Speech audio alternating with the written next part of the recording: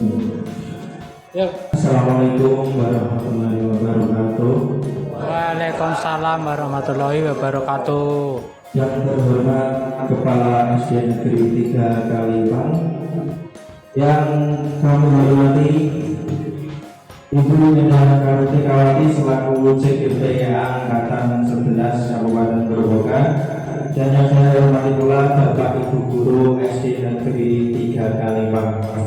Pertama-tama, marilah kita panjatkan puja dan puji syukur kehadirat Allah Subhanahu wa Ta'ala, yang dimana kita masih diberi kesehatan sehingga dapat berkumpul di siang hari ini. Tak lupa selamat masalam kita haturkan pada junjungan kita Nabi Muhammad Rasulullah SAW, yang kita nantikan syafaatnya di yaumil akhir nanti. Diseminasi budaya positif oleh Ibu Indah Kartikawati selaku CGP Angkatan 11. Pracara dahulu menyanyikan lagu Indonesia Raya.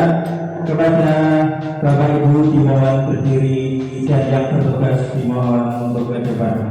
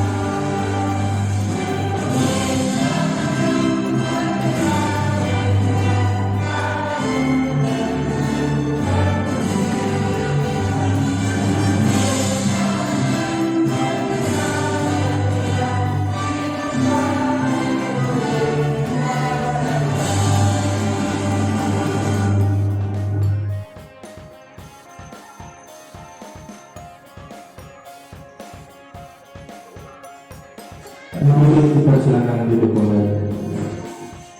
Untuk mengawali acara yang pertama yaitu pembukaan, mari kita buka acara diseminasi budaya positif ini dengan berdoa bersama. Berdoa menurut keyakinan masing-masing, dipersilakan.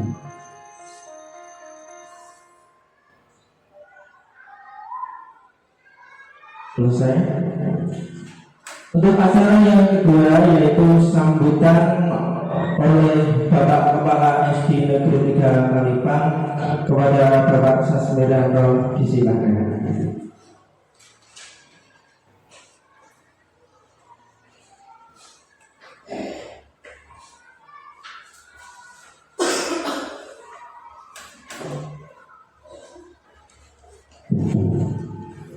Bismillahirrahmanirrahim. Assalamualaikum warahmatullahi wabarakatuh. Kepada Bapak Ibu Guru yang saya hormati, dan kepada Bu Indah selaku pelaksanaan diseminasi budaya, ya, untuk Instansi Angkatan ke-11 Guru Penggerak. Marilah kita mengucapkan syukur kehadirat Allah Subhanahu wa Ta'ala bahwa di siang hari ini kita melaksanakan tugas dalam pelaksanaan acara diseminasi budaya positif di SD Kalipang 3. Mudah-mudahan dalam pelaksanaan ini berjalan lancar, tertib, dan membawa kita suatu kemajuan yang lebih baik. Dan juga Bapak Ibu yang saya hormati, marilah kita bersemangat kepada Bunda, semoga dalam pelaksanaan sebagai guru penggerak angkatan ke-11 lancar, tidak ada halangan suatu apapun. Dan juga kita SD Negeri 3 Kalipang, alhamdulillah hamba guru penggerak pertama dari angkatan ke-9 ya. Kemudian pindah angkatan ke-11, nanti Bapak Ibu guru yang lainnya akan mengikuti jejaknya. Semoga dalam pelaksanaan pembelajaran pendidikan di SD Negeri 3 ini berjalan dengan baik, sukses, dan meningkatkan untuk pendidikan kepada anak didik. Semoga anak-anak didik ini menjadi anak-anak yang berkarakter yang baik, berbudaya yang baik, dan beretika yang baik. Semoga dalam pelaksanaan ini akan membawa sekolah ini menjadi sekolah yang berkarakter yang baik. Karena apa? Kita bukannya yang baik sekolah atau gedung, tapi kita yang difokuskan pada anak didik.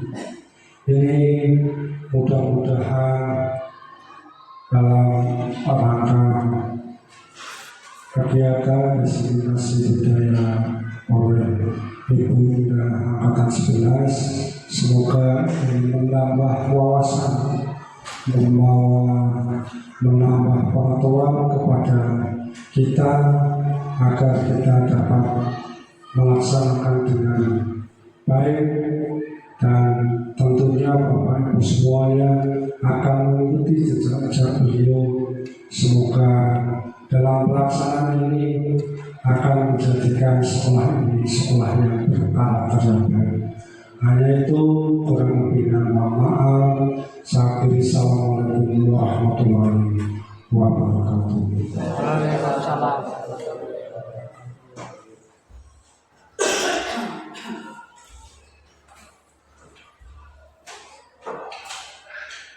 Untuk acara yang selanjutnya, yaitu penyampaian hasil diseminasi budaya positif sebagai bentuk aksi nyata modul 1.4 pendidikan guru penggerak oleh Ibu Endah Kartikawati.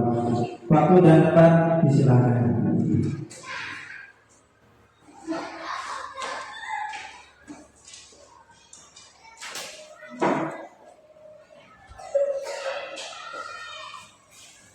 Bismillahirrahmanirrahim. Assalamualaikum warahmatullahi wabarakatuh. Waalaikumsalam. Yang terhormat Bapak Kepala Sekolah SDN Negeri 3 Kalipang, Bapak Mirianto Sarjana Pendidikan. Yang saya hormati Bapak Ibu Guru SDN Negeri 3 Kalipang. Pertama-tama, marilah kita panjatkan puji syukur kehadirat Allah Subhanahu wa Ta'ala yang telah melimpahkan rahmat serta hidayahnya kepada kita semua, sehingga pada hari ini kita bisa berkumpul untuk mengikuti kegiatan diseminasi tentang budaya positif CGP Angkatan 11 dalam keadaan sehat walafiat. Tak lupa juga kita haturkan kepada Bapak Kepala Sekolah yang sudah memberikan izin untuk menyampaikan tentang hasil dari diseminasi budaya positif ini. Saya ucapkan terima kasih juga kepada Bapak Ibu guru yang sudah mendukung saya untuk mengikuti guru penggerak ini, angkatan 11 ini dengan penuh semangat atas dorongan Bapak Ibu guru semua, sehingga saya bisa mencapai di posisi seperti ini. Semoga nanti ke depannya saya diberikan kelancaran sampai awal dan akhir. Selanjutnya saya akan menyampaikan tentang materi tentang budaya positif.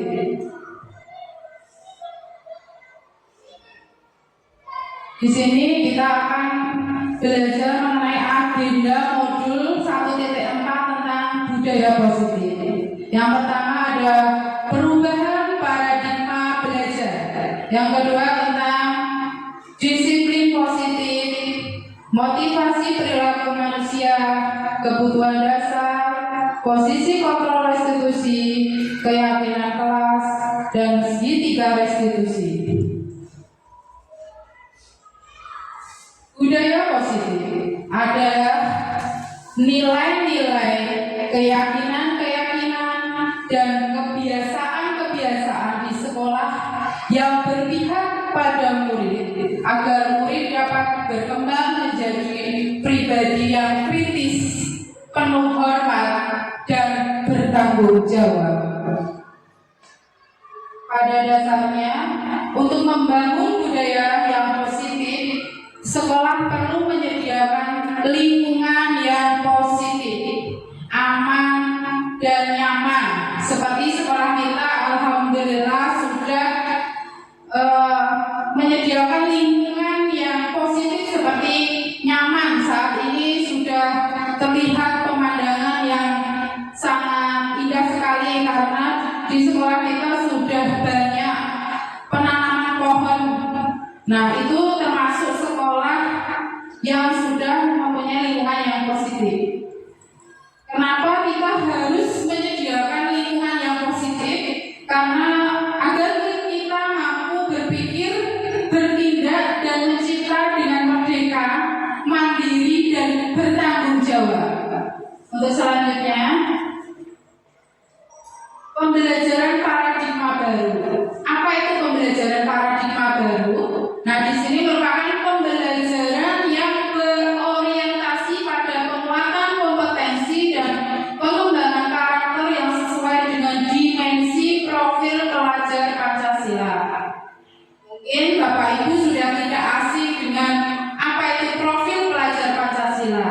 Nah, sudah kita berikan kepada peserta didik kita tentang lagu ya, profil pelajar Pancasila itu jangan sampai anak-anak tidak tahu. Nah, biar tahu tentang apa itu dimensi profil pelajar Pancasila. Nah, biasanya beriman dan bertakwa, ada lagunya. Nah, itu sampaikan ke peserta didik kita biar tahu tentang profil pelajar Pancasila. Kalau bisa kita nyanyikan setiap pagi sebelum pembelajaran, kita biasakan untuk menyanyikan lagu profil pelajar Pancasila. Nah, di sini ada pun dimensi dalam profil pelajar Pancasila adalah sebagai berikut. Yang pertama, beriman bertakwa kepada Tuhan Yang Maha Esa. Yang kedua, kenalan kritis. Yang ketiga, gotong royong, kebinekaan global. Terus mandiri, kreatif. Nah, seperti itu. Selanjutnya tentang disiplin positif. Ketika mendengar, mungkin Bapak Ibu sudah tidak asing lagi dengan kata disiplin ya. Padahal disiplin kita sudah bisa terapkan setiap hari. Tetapi di sini mungkin yang terbayang di benak Bapak Ibu, kebanyakan orang akan menghubungkan kata disiplin dengan tata tertib, teratur, dan kepatuhan pada peraturan. Sebenarnya kata disiplin juga sering dihubungkan dengan hukuman, padahal itu sungguh berbeda. Nah, kita lihat penjelasan dari kata disiplin ini berasal dari bahasa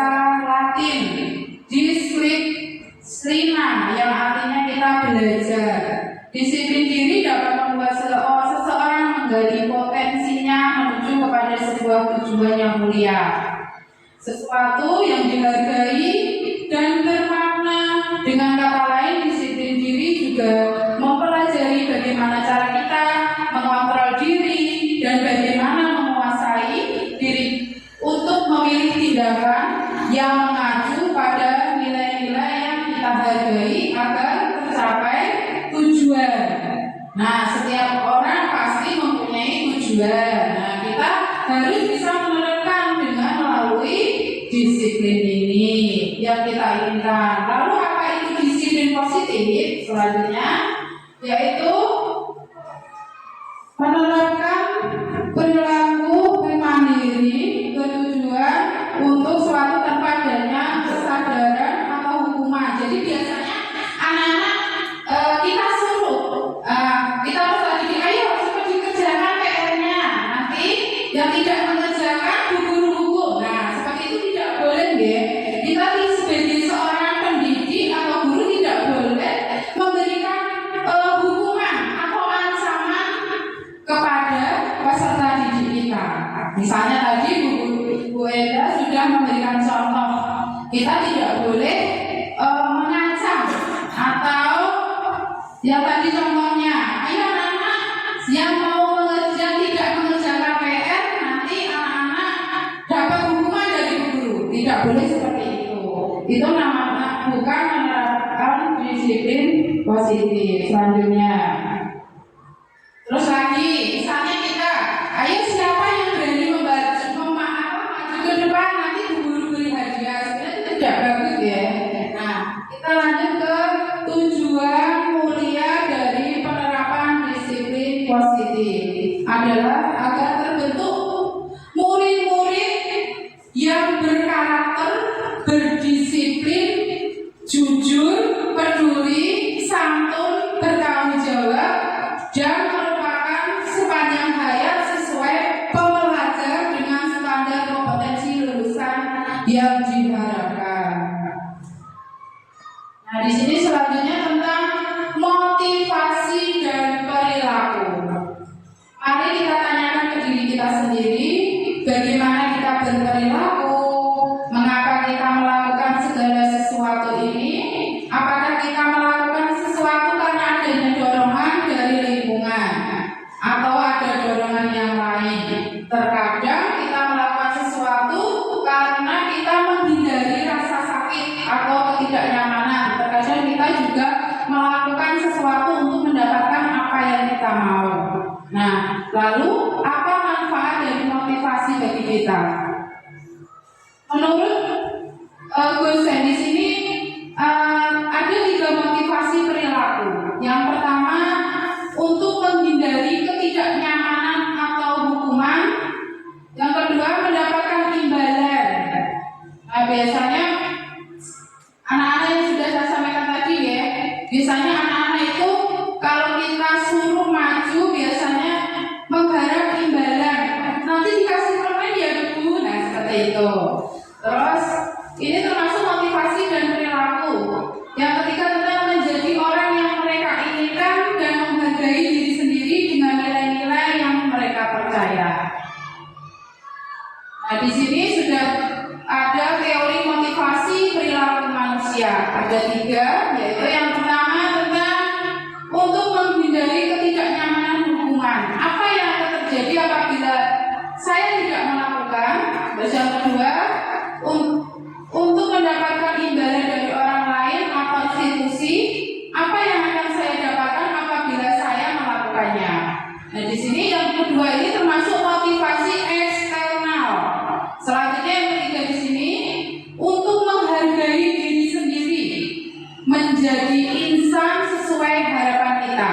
Nah, ini di sini termasuk motivasi internal tujuan yang disiplin positif, karena untuk menghargai diri sendiri, menjadi insan sosial harapan kita, bukan untuk harapan orang lain.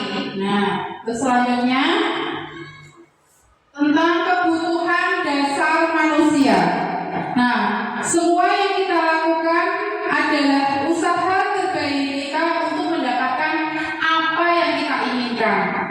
Ketika kita mendapatkan apa yang kita inginkan, sebetulnya saat itu kita sedang memenuhi satu atau lebih dari satu kebutuhan dasar kita, yaitu kebutuhan untuk bertahan hidup. Yang kedua, kasih sayang dan rasa yang diterima. Yang ketiga tentang kebebasan. Keempat, kesenangan. Yang kelima tentang penguasaan. Ini termasuk kebutuhan dasar manusia. Selanjutnya tentang contoh kasus. Ini sebuah contoh kasus ya. Jadi Ibu Rama itu guru dan wali kelas 2A di SD Pelita Hati. Nah, ini Ibu Rama sedang bingung menghadapi ulah salah satu peserta didik. Nah, kebetulan peserta didik itu bernama Arman. Beberapa anak di kelas 2A telah datang padanya dan mengeluhkan. Jadi mengadu kepada Ibu Rama bahwa Arman itu seringkali meminta bekal. Jadi sering minta makanan ke teman-temannya dengan memaksanya. Nah, jika Anda sebagai bapak atau ibu guru ya seperti Ibu Rama, apa yang Anda lakukan? Nah, menurut Anda kira-kira apa alasan Arman melakukan hal itu? Nah, kita bahas di sini. Dalam konteks penerapan disiplin positif, Ibu Rama ya sebaiknya mencari tahu. Jadi Ibu Rama menanyai kepada siapa tadi? Peserta didiknya. Kenapa Arman dicari alasannya? Kenapa Arman melakukan tindakan tadi yang suka minta makanan ke teman-temannya dengan cara memaksanya? Nah, setelah itu melakukan tindakan tersebut agar mengetahui kebutuhan mana yang sedang berusaha dipenuhi. Di sini ada beberapa kebutuhan ya. Yang pertama, apabila jawaban Arman karena dia lapar. Biasanya kadang orang tua ada yang tidak membawakan bekal. Mungkin alasannya seperti itu Arman karena meminta makanan ke temannya. Yang kedua, dengan senang temannya supaya memperhatikan dia. Dia itu sering minta bekal temannya karena kesenangan dia itu disukai temannya. Istilahnya caper ya, cari perhatian.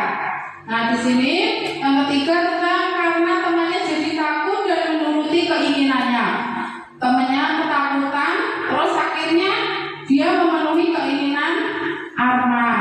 Nah, yang keempat, bosan dengan bekal yang dibawakan ibunya. Mungkin ibunya kalau membawakan bekal itu makanannya itu saja, maka Arman melakukan tindakan seperti itu. Nah, yang kelima yaitu makanannya kebutuhan adalah kesenangan. Jadi kita selidiki dulu ya Bapak Ibu, jangan asal kita langsung memarahi Arman. Kita selidiki, kita cari solusinya dulu, baru kita menemukan masalahnya tadi dengan cara menanyai masalahnya Arman dengan beberapa pertanyaan seperti ini. Selanjutnya tentang ini mungkin Bapak Ibu sudah tidak konsentrasi atau sudah mengantuk ya. Kita lakukan kegiatan ini dulu ya. Nanti kalau tepuk satu bilang Prof, mungkin ini sudah tidak asing, mungkin Bapak Ibu guru sudah pernah menerapkan ke anak didik kita ya. Kalau tepuk satu bilang Prof sekali ya, tepuk dua Prof, tepuk tiga berapa? Prof, tepuk 4 kita tidak usah Prof. Nah, terus tepuk 5 buha ya. Lanjut, tepuk 1, tepuk 2, tepuk 3, tepuk 4, tepuk 5, tepuk 2, tepuk 4, tepuk 3, tepuk 1, tepuk 5.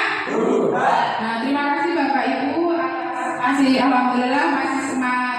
Nah, kita lanjut lagi ke posisi kontrol. Kita sebagai seorang guru harus memiliki kelima posisi ini.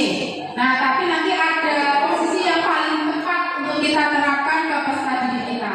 Yang pertama tentang posisi penghukum. Kedua tentang posisi pembuat rasa bersalah. Yang ketiga tentang posisi teman. Yang keempat tentang posisi pemantau. Yang terakhir tentang posisi manajer. Nah, di sini saya akan menjelaskan tentang apa itu posisi kontrol. Guru sebagai penghukum.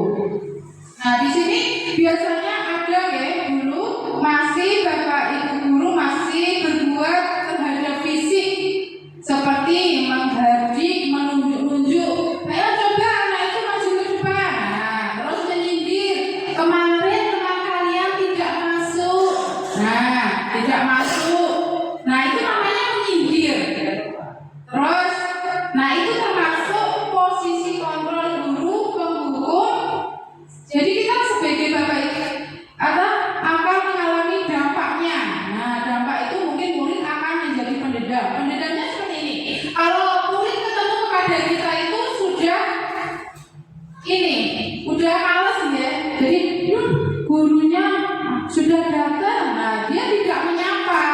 ini namanya murid akan menjadi seorang pendendam.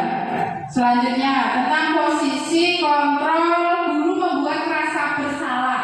Nah di sini guru akan cenderung berbicara dengan nada tenang. Jadi guru ini harus berbicara dengan nada tenang, cenderung lembut. Namun kata-kata yang diutarakan membuat murid menjadi orang yang gagal. Contohnya, ya udah nggak usah dikerjakan di sini, dikerjakan di rumah saja. Nah di sini membuat anak itu menjadi membuat orang yang gagal dalam arti kan tidak menyelesaikan tugasnya di sekolah ya. Nah ini ada dampak posisi dari guru sebagai pembuat rasa bersalah. Mungkin murid akan menganggap dirinya yang bersalah dan akan menyimpan emosi negatif dalam dirinya. Ada dampaknya. Terus yang ketiga tentang posisi kontrol guru sebagai teman. Nah biasanya bapak ibu guru ada yang dekat dengan dengan seorang muridnya. Setiap pagi kita sudah disambut dengan peserta didik kita. Nah itu menandakan bahwa peserta didik kita itu merasakan kedekatan dengan gurunya. Nah biasanya bapak ibu guru sudah ramah. Kalau pagi sudah datang disambut dengan ramah, terus saling ini bersama gurau untuk menjaga suasana menjadi santai. Tapi di sini kita sebagai guru juga ada dampaknya ya kalau di posisi ini sebagai teman, yaitu murid akan merasa senang ya. Mungkin murid merasa senang karena bapak ibu guru sangat ramah sekali dan akrab dengan guru. Yang kedua tentang dampaknya yaitu tentang identitas yang tercipta sukses atau berhasil. Namun perlu diingat karena ini masih dorongan eksternal ya, sehingga murid akan berperilaku baik namun pada orang-orang tertentu saja. Mungkin di luar sana dia tidak dekat dengan orang lain, hanya kedekatannya misalnya dengan guru kesayangannya. Nah itu yang dimaksud dengan dorongan eksternal. Selanjutnya ini posisi kontrol guru sebagai pemantau. Nah di sini guru akan mengandalkan data atau perhitungan untuk mengontrol murid, tidak emosional. Kita sebagai seorang guru tidak boleh kita harus menjaga emosi kita, tidak bersunda gurau atau senang suara menggunakan suara tinggi ya. Jadi sering marah ya. Ini termasuk guru sebagai pemantau. Nah, tapi ada dampaknya di sini. Dari posisi kontrol ini, murid akan cenderung menghitung konsekuensi tanpa memahami sepenuhnya nilai kebajikan yang dituju. Itu yang selanjutnya, murid tidak sepenuhnya mandiri ya. Yang selanjutnya tentang posisi kontrol guru sebagai manajer. Nah, manajer. Guru dalam posisi manajer ini akan bersuara netral. Ya, tidak emosi, tidak terlalu ramah, jadi netral. Jangan terus ke anak-anak itu tidak boleh ngomong bicara dengan nada tinggi. Yang selanjutnya tentang positif atau berhasil guru akan tulus mengajukan pertanyaan bermakna untuk membuka. Jadi kita sebagai seorang guru itu harus sering memberikan pertanyaan-pertanyaan kepada peserta didik kita. Misalnya hari ini kok ada peserta didik kita yang tidak masuk, jangan terus ditegur atau disindir. Kita tanyai, kita berikan pertanyaan terlebih dahulu kepada peserta didik kita. Nah setelah itu kita baru tahu alasannya. Nah seperti itu, jangan langsung ditegur ya. Jadi kita harus saling mencari kedekatan dengan seorang peserta didik kita. Kita harus sering memberikan pertanyaan. Contohnya tadi misalnya ada yang tidak masuk, jangan langsung ditegur. Nah di sini ada dampak dari posisi kontrol sebagai manajer. Murid menjadi mandiri, memiliki keyakinan untuk menyelesaikan masalah, menumbuhkan rasa tanggung jawab pada murid. Nah di sini tadi saya sudah menjelaskan tentang posisi kontrol. Ada berapa Bapak Ibu? Posisi kontrolnya ada berapa? 5. Nah, kira-kira kan Bapak Ibu sudah mendengarkan penjelasan deh. Kira-kira posisi mana yang Bapak Ibu tepat yang dilakukan? Nah, kira-kira yang posisi mana? Coba berikan alasannya Ya, terima kasih waktu yang telah diberikan kepada saya. Menurut saya, posisi kontrol guru yang paling tepat itu adalah posisi manajer. Alasannya karena dalam posisi manajer ini, guru itu membimbing siswa untuk menemukan solusi atas permasalahan yang dihadapi dengan sendiri. Itu jadi posisi kontrol manajer ini lebih berpihak pada murid. Demikian, Bu. Terima kasih. Baik, terima kasih Pak yang sudah memberikan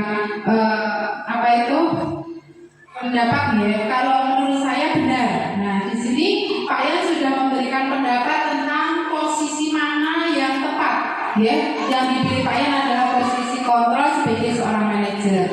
Bapak Ibu yang saya hormati, benar sekali kalau saya sebagai seorang guru, di sini saya sebagai seorang guru, saya memilih posisi ini karena di sini benar. Kita itu sebagai seorang pendidik itu tidak boleh langsung menegur seperti itu. Jadi kita harus bertanya dulu kepada peserta didik kita apa masalahnya. Ketika misalnya tidak masuk 3 hari, kita berikan pertanyaan-pertanyaan terlebih dahulu. Nah seperti itu. Nanti kita baru menemukan alasannya, ya. Selanjutnya, nah kita masih belajar materi. Ya. Selanjutnya tentang materi restitusi. Nah, restitusi di sini adalah proses menciptakan kondisi bagi murid untuk memperbaiki kesalahan mereka, sehingga mereka bisa kembali pada kelompok mereka dengan karakter yang lebih kuat. Nah, ini menurut dosen tahun 2004. Nah, di sini restitusi juga merupakan proses kolaboratif yang mengajarkan murid untuk mencari solusi untuk masalah mereka dan membantu murid berpikir tentang orang seperti apa yang mereka inginkan dan bagaimana mereka harus memperlakukan orang lain. Mungkin di sini Bapak Ibu pernah ya peserta didiknya mengalami permasalahan, banyak permasalahan di kita. Nah, kita sebagai seorang guru harus bisa memilah-milah itu apa permasalahannya. Jadi saya sampaikan di awal bahwa kita itu tidak langsung harus menyalahkan peserta didik yang ini, yang A, yang B, tidak. Kita harus menelaah dulu, kita harus cari solusinya bersama-sama. Nah, itu penjelasan tentang restitusi. Selanjutnya tentang keyakinan kelas. Mungkin Bapak Ibu sudah tidak asing lagi. Sekarang di kelas Bapak Ibu guru semua sudah ada keyakinan kelas ya. Nah, keyakinan kelas ini adalah salah satu disiplin positif yang bisa kita terapkan dalam membangun budaya positif di sekolah. Terus dengan adanya keyakinan kelas di setiap kelas diharapkan dapat mewujudkan tujuan pendidikan yang berorientasi kepada profil pelajar Pancasila. Nah, sekarang sebelum ke ini, mungkin di sekolah kita sudah ada budaya positif yang sudah kita laksanakan ya. Nah, seminggu biasanya setiap hari Jumat, nah kita mengadakan apa? Nah, ada senam bersama, terus pembacaan Asmaul Husna. Nah, terus setiap setelah pulang sekolah, anak kelas 1 2 juga sudah melaksanakan sholat itu ya, duha dan mengaji bersama. Nah, itu termasuk budaya positif yang sudah kita terapkan di SDN 3 Kalikan. Nah, di sini selanjutnya tentang prosedur pembentukan keyakinan sekolah atau kelas. Nah, di sini tidak asal membentuk ya, tidak asal nulis, tapi kita harus menentukan dengan prosedur pembentukan keyakinan sekolah atau kelas. Yang pertama, keyakinan kelas bersifat lebih abstrak daripada peraturan yang lebih rinci dan konkret. Yang kedua, tentang keyakinan kelas berupa pernyataan-pernyataan universal. Selanjutnya, pernyataan keyakinan kelas senantiasa dibuat dalam bentuk positif. Dalam bentuk positif itu tidak boleh misalnya panjang-panjang kata-katanya. Misalnya kita misalnya datang tepat waktu. Nah, itu sudah menunjukkan tentang keyakinan positif. Terus selanjutnya keyakinan kelas hendaknya tidak terlalu banyak, nanti malah membuat peserta didik lupa apa yang sudah dibuat. Jadi kalau menuliskan keyakinan kelas ya Bapak Ibu, tidak usah kata-katanya itu tidak banyak, kita langsung dalam bentuk positif tadi seperti datang tepat waktu. Nah itu sudah menunjukkan nanti anak-anak bisa misalnya datang tepat waktu ya, kita tidak boleh terlambat kalau sekolah, nah seperti itu. Selanjutnya tentang sehingga mudah diingat dan dipahami oleh semua warga kelas. Tadi sudah dikatakan di sini bahwa kita kalau menulis keyakinan kelas itu tidak boleh banyak-banyak, biar mudah diingat oleh peserta didik. Selanjutnya semua warga kelas hendaknya ikut berkontribusi dalam pembuatan keyakinan kelas. Nah, misalnya Bapak Ibu ketika kemarin membuat keyakinan kelas itu Bapak Ibu guru harus ikut serta dalam berkontribusi, membantunya, ikut melihat dan membantunya, misalnya membuatnya, menempelnya, itu namanya ikut berkontribusi. Terus bersedia meninjau kembali, misalnya kok sudah ganti 1 semester, nah kita harus meninjau kembali apakah keyakinan itu ada yang kita rubah, nah itu namanya meninjau kembali. Selanjutnya, alhamdulillah di kelas 5 kemarin saya sudah membuat keyakinan kelas bersama anak-anak kelas 5. Di sini saya juga ikut membantunya dan mengawasi mereka dalam melakukan membuat keyakinan kelas. Nah, alhamdulillah sudah saya tempelkan di kelas 5. Nah, ini semoga dengan keyakinan kelas ini anak-anak menjadi lebih disiplin. Untuk selanjutnya tentang segitiga restitusi. Nah, ini nanti Bapak Ibu guru harus paham tentang segitiga restitusi. Ini sangat penting ya. Ini sangat penting sekali untuk Bapak Ibu guru semua. Karena di sini nanti tidak mungkin Bapak Ibu guru peserta didiknya tidak mengalami permasalahan. Pasti setiap peserta didik pernah mengalami permasalahan. Dengan segitiga restitusi ini nanti Bapak Ibu bisa belajar tentang mencari solusi. Nah, seperti ini. Segitiga restitusi adalah proses menciptakan kondisi bagi murid untuk memperbaiki kesalahan mereka, sehingga mereka bisa kembali pada kelompok mereka dengan karakter yang lebih kuat melalui restitusi guru. Apa? Yaitu yang pertama, membantu murid menjadi lebih memiliki tujuan disiplin positif serta memulihkan dirinya setelah berbuat salah. Nah, setelah murid berbuat salah pasti murid itu memiliki tujuan. Nah, tujuannya ya tadi bisa berbuat lebih baik lagi dari kesalahan yang sudah peserta didik lakukan tadi. Yang kedua, tentang jujur pada diri sendiri dan mengevaluasi dampak dari kesalahan yang dilakukan. Memberikan penawaran bukan paksaan. Nah, di sini ada tahapannya, ya. Tahapan segitiga restitusi. Yang pertama, menstabilkan identitas.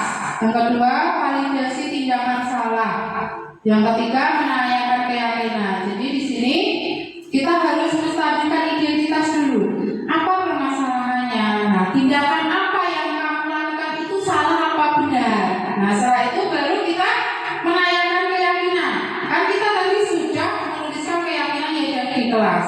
Kita tanya kepada peserta didik kita, apakah anak-anak ini sudah melanggar keyakinan kelas yang kita sudah terapkan tadi. Nah, itu baru kita ini cara-cara melakukan tahapan segitiga restitusi.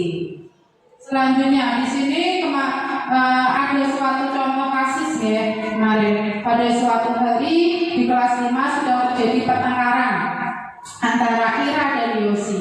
Yosi yang tidak sengaja merusakkan buku kesayangan Ira. Ira tidak terima dan membentuk Yosi sambil menggebrak meja. Bagaimana penyelesaian terhadap kasus ini menggunakan segitiga restitusi?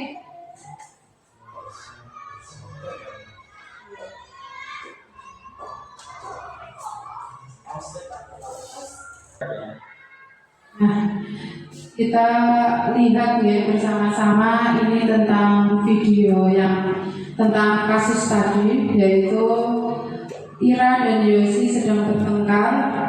Nah, kita simak videonya terlebih dahulu di sini.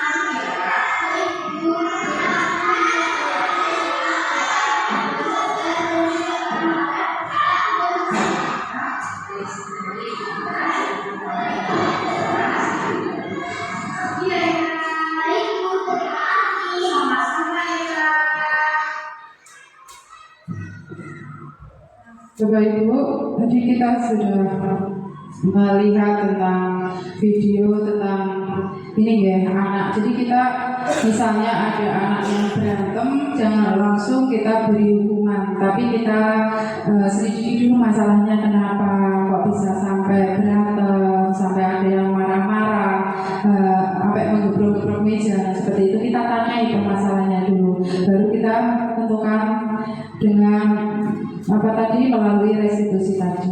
Nah, selanjutnya tentang menstabilkan identitas. Di sini bagian dasar dari ketiga bertujuan untuk mengubah identitas anak dari orang yang gagal karena melakukan kesalahan menjadi orang yang sukses.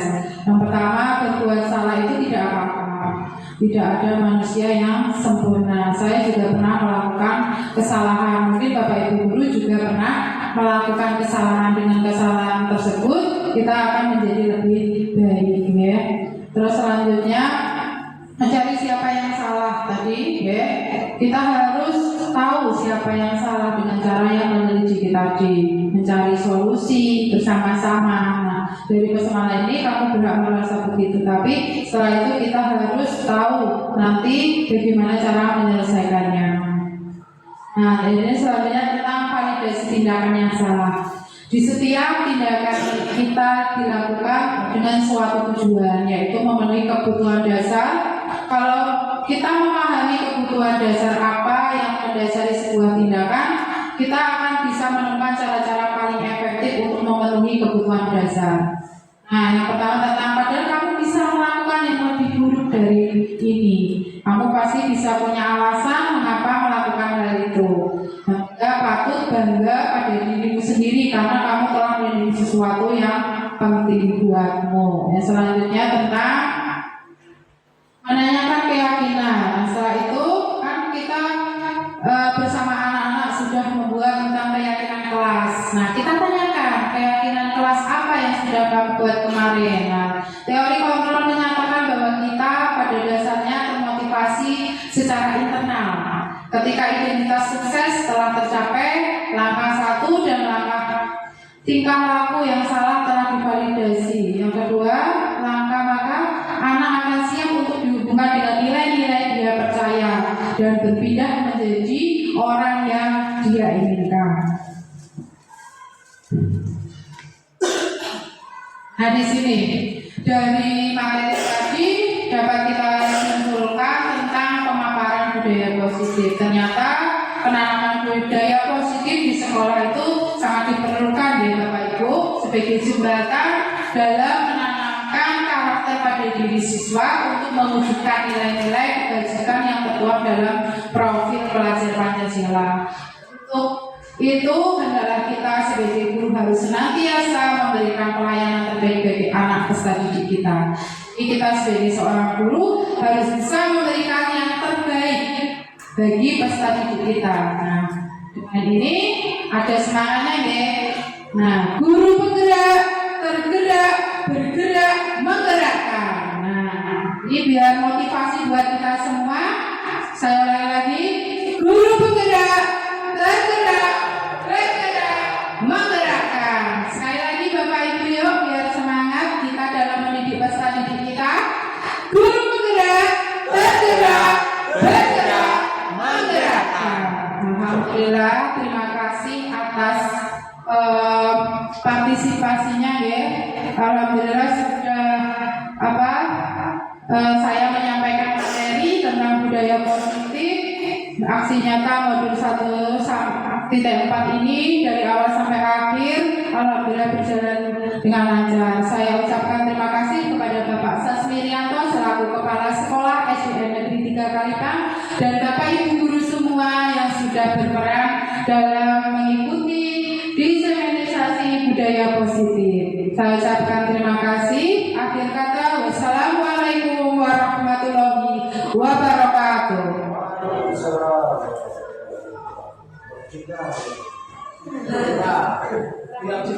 Kemudian tadi hasil penyampaian diseminasi budaya positif aksi nyata modul 1.4 pendidikan guru penggerak angkatan 11. Acara yang berikutnya yaitu menyanyikan lagu Bagi Ibu Negeri. Bapak Ibu guru dimohon berdiri dan para yang bertugas dimohon masuk ke depan.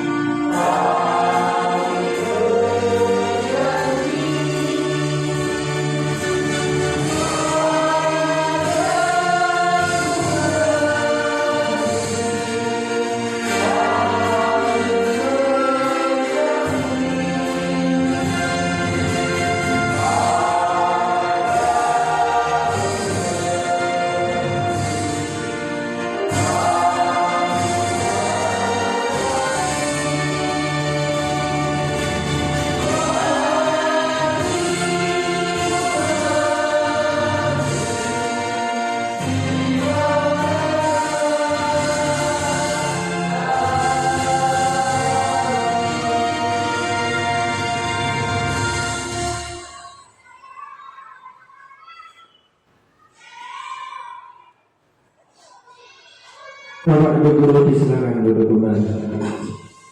Ya, untuk acara selanjutnya yaitu penutup. Mari kita tutup kegiatan diseminasi budaya positif aksi nyata modul 1.4 pendidikan guru penggerak angkatan 11 dengan bacaan hamdalah bersama. Alhamdulillahirobbilalamin.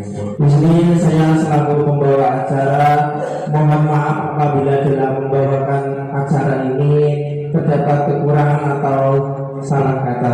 Wabillahi taufiq wal hidayah. Wassalamualaikum warahmatullahi wabarakatuh.